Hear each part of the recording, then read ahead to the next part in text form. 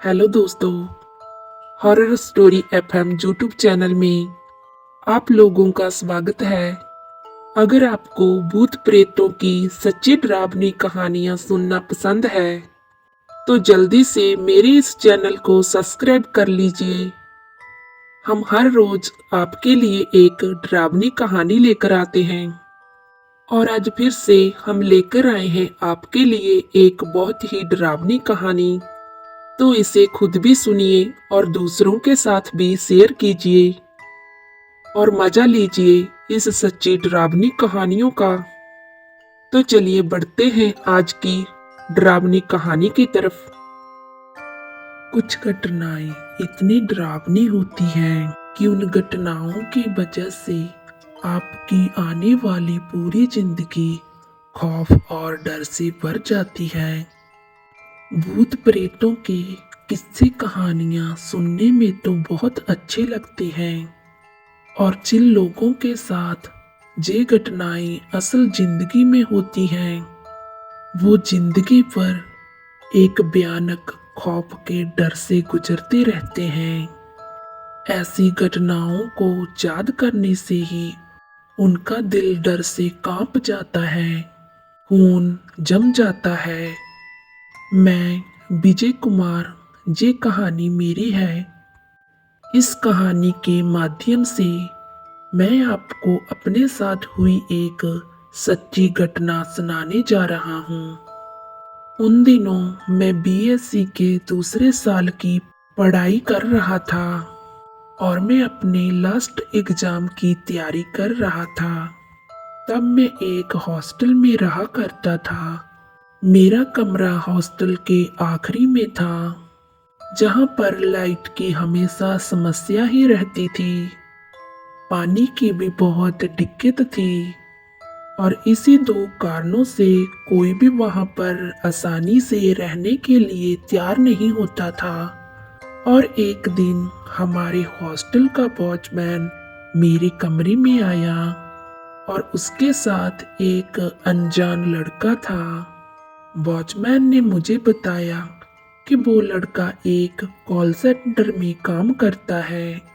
पहले वो इसी इलाके में एक हॉस्टल में रहा करता था, पर कुछ दिनों पहले उसके हॉस्टल को किसी कारण से बंद कर दिया गया। इसीलिए दूसरा कुछ इंतजाम होने तक कुछ दिनों के लिए वो इसी हॉस्टल में मेरे साथ मेरे कमरे में ही रहने वाला था। इतना कहकर वो वॉचमैन मेरे कमरे से बाहर चला गया। मैंने उस लड़के को अच्छे से देखा। वो लड़का देखने में बहुत ही अजीब लग रहा था। उसकी आंखें बहुत ही गहरी और नीली थी। उसके चेहरे पर खरोचे जाने के निशान थे। उस समय उसके चेहरे का भाव एकदम ही अजीब ही लग रहा था। उसके हाथ में दो बड़े बड़े बैग थे। वॉचमैन के जाते ही उसने वो दोनों बैग कमरे के एक कोने में रख दिए और पूरे कमरे को बहुत ही अच्छे से और बारीकी से देखने लगा। उसने मुझे भी सर से पैर तक देखा। मुझे यह सब कुछ काफी अजीब लग रहा था। बचपन से ही मुझे ऐसी चीजों से डर लगता था। अंधेरे से तो मुझे आज भी डर लगता है। उस दिन वो दिन भर कमरे में जहां वहां घूमता रहा। मैंने एक दो बार उससे बात करने की कोशिश भी की, पर उसने मेरी बात का कोई भी जवाब नहीं दिया। वो बस कमरे में इधर उधर ही घूमता रहा। वो कमरे में चक्कर लगाते वक्त अचानक ही बीच में रुक जाता और कमरे की खिड़की से बाहर झांक कर देखता और फिर से कमरे में चक्कर लगाने लगता। वो मुझे बहुत परेशान लग रहा था। उसको देखकर मुझे यह साफ साफ नजर आ रहा था कि वो किसी का इंतजार कर रहा है। उसका व्यवहार बहुत ही अजीब था और फिर मैंने भी उसकी ओर ध्यान नहीं दिया। जैसे जैसे दिन ढल रहा था और शाम हो रही थी, उसके चेहरे पर डर और भी ज्यादा आने लगा। उसके चेहरे के भाव बदल रहे थे और एक अजीब सी मुस्कान उसके चेहरे पर आ रही थी। उस मुस्कान की वजह से उसका चेहरा काफी भयानक लग रहा था। सुबह से सिर्फ वो दिन ढलने का ही इंतजार कर रहा था। जैसे ही सूरज डूबने लगा और चारों तरफ अंधेरा होने लगा, उसी समय उसने अपना एक बैग उठाया और कमरे से बाहर चला गया। मुझे लगा कि वो अपने कॉल सेंटर के जॉब पर चला गया है। उस रात मैं अपने रात भर एग्जाम की तैयारी कर रहा था। देर रात पढ़ाई करने की वजह से मुझे बहुत नींद आ रही थी। मुझ में अपने बेड तक जाने की भी हिम्मत नहीं थी और इसीलिए मैंने वही डेस्क पर अपना सिर रख दिया और बस कुछ ही देर में मेरी आंख लग गई। कुछ देर बाद मुझे अचानक से बहुत ठंड लगने लगी, पर जैसे ही मैंने अपनी आंखें खोली और मैंने देखा और मैं अपने हॉस्टल के कमरे से बाहर खड़ा था। मुझे समझ में नहीं आ रहा था यह सपना है या हकीकत में मैं अपने कमरे से बाहर हूँ। यह सब देखकर मैं बहुत चौंक गया। ये क्या अजीब बात है, अभी तो मैं कमरे में था और मैं यहाँ कैसे आ गया। बाहर सब तरफ अंधेरा ही अंधेरा था। सभी कमरों की लाइट बंद थी। मेरे कमरे के पास जो भी लाइट थी वो भी बंद चालू हो रही थी। वो सब मेरे लिए बहुत डरावना था। फिर मैंने अपने कमरे का दरवाजा खोलना चाहा, पर मेरे कमरे का दरवाजा खुल नहीं रहा था। शायद दरवाजा अंदर से बंद था। मैंने जोर जोर से दरवाजे को खटकाना शुरू किया, लेकिन मगर कोई दरवाजा खोल ही नहीं रहा था। तब मैंने चिल्लाकर कहा, अरे कोई है, प्लीज दरवाजा खोलो।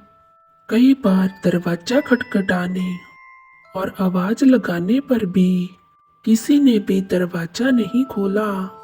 फिर मैंने गुस्से से कहा, अरे कोई भी इंसान अंदर है, प्लीज मुझे कमरे के अंदर ले लो। मुझे अंधेरे से बहुत डर लगता है। पर फिर भी कमरे के अंदर से कोई जवाब नहीं आया और फिर मैं चुप होकर दरवाजे के पास खड़ा ही था कि अचानक से दरवाजा धड़म से अपने आप ही खुल गया और तभी अचानक से मेरी नींद टूट गई। मैं भी अपनी चेयर से धड़ाम से नीचे गिर गया। बाप रे, इतना डरावना सपना! मतलब जो अभी मेरे साथ हुआ वो एक सपना ही था, पर मैं बुरी तरह से कांप रहा था और मेरा पूरा बदन पसीने से लथपथ हो चुका था। पर मुझे यह अजीब सपना कैसे आया? मैंने अपने माथे का पसीना पोंछते हुए अपने कमरे में एक नजर घुमाई, पर मेरे कमरे में सब कुछ ठीक था। मेरा दिल बहुत ही तेजी से धक धक कर रहा था। मैं अपने आप को शांत करने की कोशिश करने लगा। वो सपना मेरे अंदर एक डरावना एहसास छोड़ चुका था। जैसे तैसे अब मैं अपने बिस्तर पर जाकर सो गया। दूसरे दिन सुबह पंछियों की आवाज से मेरी नींद टूट गई। वो बहुत तेज आवाज थी। मैंने उठकर खिड़की से बाहर देखा।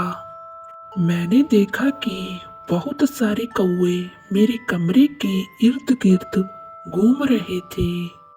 तभी वो लड़का अचानक से कमरे के अंदर आ गया और उसके कमरे के अंदर आते ही एक अजीब सी बदबू मेरे कमरे में फैल गई। मेरी नजर अपने आप उसकी ओर गई। वो भी अपनी गहरी नीली आंखों से मेरी तरफ ही देख रहा था।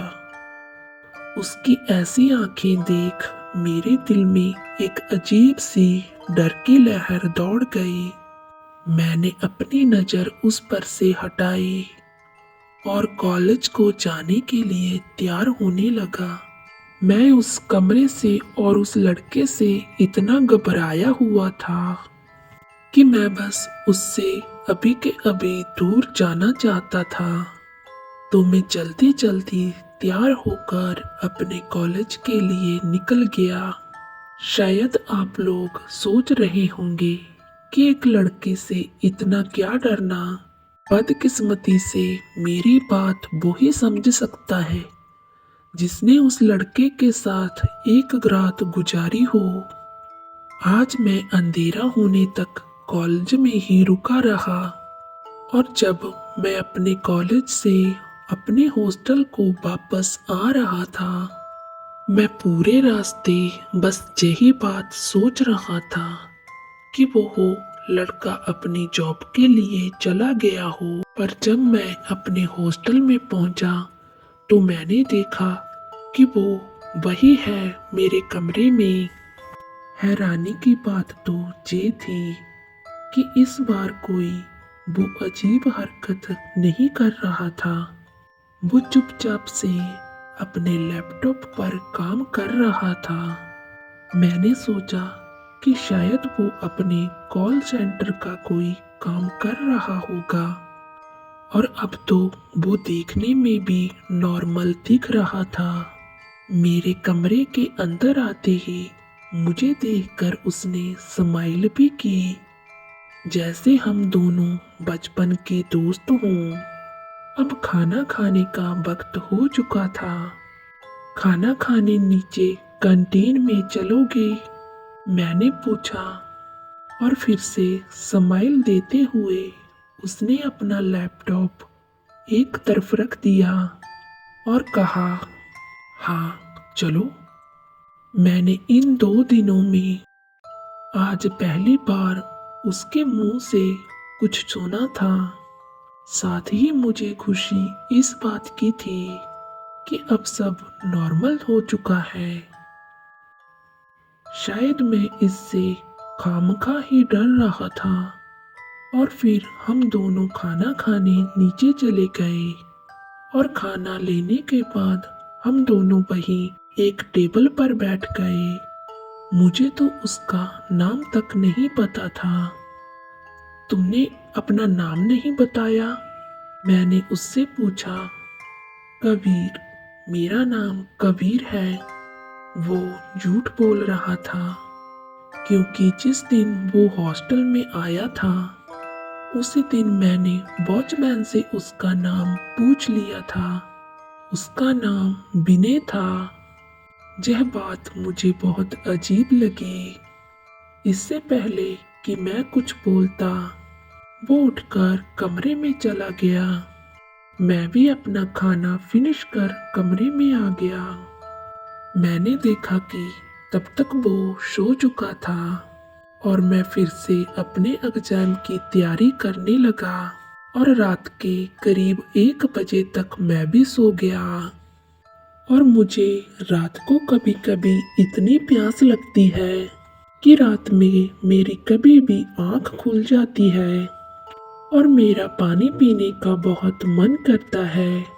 उस रात भी जब मेरी आंख खुली तो मैंने जो देखा वो कोई और देखता तो उसको उसी वक्त हार्ट अटैक आ जाता। मैंने देखा कि वो लड़का अपने बेड पर बैठा मुझे ही घूर रहा था। मेरा शरीर वही जम गया। मैंने उसे देखते ही अपनी आंखें तुरंत बंद कर ली और सोचने की कोशिश करने लगा कि आखिर मैंने क्या देखा। जरा सोचो कि अगर आप आधी रात को अपनी आंखें खोलो और देखो कि आपके सामने कोई बैठा आपको घूर रहा है, तो उस वक्त आपके पर क्या बीतेगी और आप क्या करोगे? मैं ये सब देखकर इतना डर गया था और मुझे लग रहा था कि मैं अभी मर जाऊंगा। मैंने फिर से किसी तरह हिम्मत करके अपनी आंखें थोड़ी सी खोली और देखा कि उसके चेहरे पर कोई वाव नजर नहीं आ रहा है। ना तो वो हंस रहा था और ना ही दुखी था, जैसे मैंने उसे पहली बार देखा था। बिल्कुल वही भाव उसके चेहरे से झलक रहा था। मैंने धीरे धीरे अपनी नजर घुमाकर घड़ी पर देखा। रात के तकरीबन 3:30 बज रहे थे।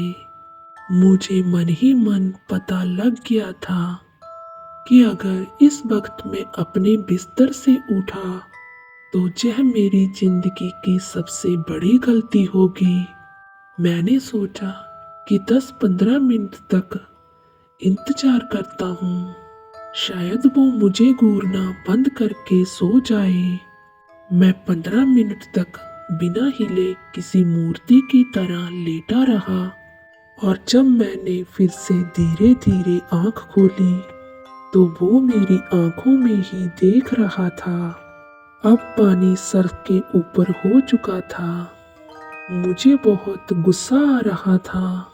मेरा मन तो कर रहा था कि अभी जोर से चीखने लग जाऊं। जितना मेरे अंदर गुस्सा था और मुझे उतना ही डर भी लग रहा था।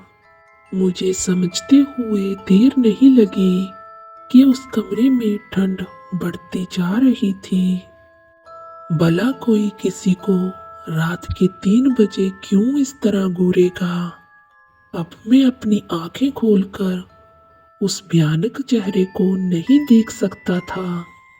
इसीलिए मैंने नींद में ही दूसरी तरफ सर रखने का सोचा ताकि वो मुझे ना देख पाए। मैंने दूसरी तरफ मुंह किया और सोने की एक्टिंग करने लगा। बस मैं अब अपनी मौत का इंतजार कर रहा था, जो हर सेकंड मेरे नजदीक आ रही थी। उस वक्त मेरे दिमाग में इतनी सारी बातें घूम रही थी कि मैं तो अपना एक बार को नाम ही भूल चुका था। कुछ 10 मिनट बाद कोई धीरे से मेरे कान में बोला, मुझे पता है कि तुम जाग रहे हो। ये सुनते ही मेरे शरीर का सारा खून जम गया। मैंने चादर से अपना मुंह जोर से ढक लिया। मुझे आज भी याद है, मैं उस आवाज से इतना कांपने लगा था कि मेरा पूरा बेड हिल रहा था। पर उसको कैसे पता चला कि मैं जाग रहा था। अब मेरी मौत तय थी। मेरे पास उसकी तरफ देखने की अब हिम्मत ही नहीं बची थी। मैं बस भगवान को ही याद कर रहा था। पर भगवान का शुक्र था कि उस रात आगे कुछ नहीं हुआ। जब मैं अगले दिन उठा तो वो रूम में नहीं था। शायद वो अपनी जॉब पर चला गया था। मैंने अपना हाथ मुंह धोकर और अपने कॉलेज का बैग तैयार करने लगा। सामने ही उसके 2 बड़े बड़े बैग पड़े हुए थे। कहते हैं किसी भी आम इंसान के सामान को हाथ नहीं लगाना चाहिए, पर वो लड़का आम नहीं था। उसमें कुछ तो अजीब था जो मुझे बार बार महसूस हो रहा था। जब मैंने उसका एक बैग खोला तो जो मैंने देखा वो सब दिल दहला देने वाला था। उस बैग में एक काला कौवा मरा हुआ था और उसके साथ बैग में बहुत सारी तंत्र मंत्र की चीजें भी रखी हुई थी। अब मेरा शक यकीन में बदल गया। ये लड़का शैतानों से मिला हुआ है। मैं यह सब देखकर बहुत डर गया था। मुझे डर था कि अगर मैंने इसकी कंप्लेन हॉस्टल को की, कहीं जब मुझे इस कौवे की तरह मार ना दे। मैंने जल्दी से उसका दूसरा बैग खोला। उसमें उसका लैपटॉप और ऑफिस का सामान पड़ा हुआ था। मैंने घड़ी पर टाइम देखा और सुबह के 10 बज रहे थे। तभी मुझे किसी के चलने की आवाज आने लगी। मैंने जल्दी जल्दी में उसके बैग को बंद कर दिया और वापस उसी जगह पर रख दिया। और तभी दरवाजा बाहर से खुला और वो अपना खाना लेकर वहीं खड़ा था। मतलब कि वो ऑफिस नहीं, खाना लेने नीचे चला गया था। पर खुशकिस्मती से उसने मुझे बैग को देखते हुए नहीं देखा था। मुझे लगा कि वो अब कल रात की बात करेगा, पर उसने ऐसा कुछ भी नहीं किया। वो अपने टेबल पर बैठकर खाना खाने लगा। वो ऐसे बिहेव कर रहा था जैसे कि कल रात को कुछ हुआ ही न हो। मैं जल्दी जल्दी कॉलेज के लिए तैयार हुआ और वहां से निकलने लगा। जब मैं अपने कमरे से बाहर निकलने वाला था तो उसने भारी आवाज में कहा, अगर तुमने किसी को कुछ बताया तो अच्छा नहीं होगा तुम्हारे लिए। मैं बिना उसकी बात का जवाब दिए अपने कॉलेज को चला गया और वहीं की कैंटीन में खाना खाया। और अब मैं ना तो पुलिस को बता सकता था और ना ही किसी और को। मेरे पास कोई चारा नहीं था सिवाय उसके साथ रहने के। लेकिन एक बात जरूर थी कि अगर उसने मुझे मारना होता तो कब का वो मुझे मार चुका होता। मुझे लगा कि अगर मैं किसी को कुछ ना बताऊं तो मुझे वो कुछ नहीं करेगा। पर फिर भी कॉलेज से आते वक्त मैंने अपनी सेफ्टी के लिए एक पेपर स्प्रे की बोतल ले ली। अगर उसने मुझे रात को मारने की कोशिश की तो मैं उस पर पेपर स्प्रे कर दूंगा। अब वो हालात ही ऐसे थे, इससे ज्यादा मैं कुछ कर भी नहीं सकता था। खैर, जब मैं वापस आया तो फिर से वो अपने लैपटॉप पर काम कर रहा था। उसने मुझे देखते ही कहा, मैं तुम्हारा ही इंतजार कर रहा था, चलो खाना खाने चलते हैं। उसने मुझसे कहा। मैंने कहा ठीक है। वो खाना खाते हुए आज बहुत ही खुश लग रहा था, पर कल की तरह वो पहले ही वापस रूम में चला गया। जब तक मैं पहुंचता तब तक वो सो चुका था। पर आज मैं रेडी था। आज मैंने पेपर स्प्रे चुपके से चादर में छुपा ली थी। आप सोच रहे होंगे कि भला एक मामूली पेपर स्प्रे से उसका क्या होगा। ये सब कुछ तो मुझे भी नहीं पता था। बस एक चीज जो मुझे पता थी वो ये कि मैं अब कुछ नहीं कर सकता था। मैंने उस रात पढ़ाई भी नहीं की और सोने के लिए लेट गया। सोते सोते मेरी फिर से रात को नींद टूट गई, पर इस बार मैंने आंख नहीं खोली और पेपर स्प्रे की बोतल को चादर के नीचे से ही हाथ में ले लिया। मैंने अपने मन में तय कर लिया था कि अगर इस बार भी वो मुझे घूर रहा होगा तो मैं उसकी आंख में पेपर स्प्रे डालूंगा और उसके बैग में आग लगा दूंगा। पर जब मैंने आंख खोली तो वो उस कमरे से कहीं पर गायब था। मैंने कमरे में चेक किया तो उसके कौवे वाला बैग भी कमरे में नहीं था और दरवाजा अंदर से खुला हुआ था। मुझे यह समझते देर नहीं लगी कि वो कहाँ गया है। मैंने अपनी पेपर स्प्रे उठाई और धीरे धीरे हॉस्टल की छत पर जाने लगा। जब मैंने सत का दरवाजा थोड़ा सा खोला तो जो मैंने देखा वो देखते ही मेरे दिमाग ने काम करना बंद कर दिया। वो लड़का टेरेस की छत पर बैठकर एक कौवे की बलि दे रहा था और बहुत सारे कौवे उसके आसपास शांत बैठे थे। उनको देखकर ऐसा लग रहा था कि मानो वो अपने होश में ही ना हो। वो सब कुछ देखने के बाद अब मैं इस हॉस्टल में और नहीं रुक सकता था, वरना मैं पागल हो जाता। मैं जल्दी से नीचे कमरे में चला गया और अपने बैग में जितना भी काम का सामान था जल्दी जल्दी भरने लगा। मुझे पता था कि अब मैं सोने का नाटक नहीं कर सकता था, क्योंकि उसे कल ही पता चल गया था। पर सामान पैक करते करते मुझे उसके कदमों की आवाज सुनाई देने लगी। वो अब मेरी तरफ ही नीचे आ रहा था। अब मेरी मौत तय थी। वो आकर दरवाजे पर खड़ा हो गया।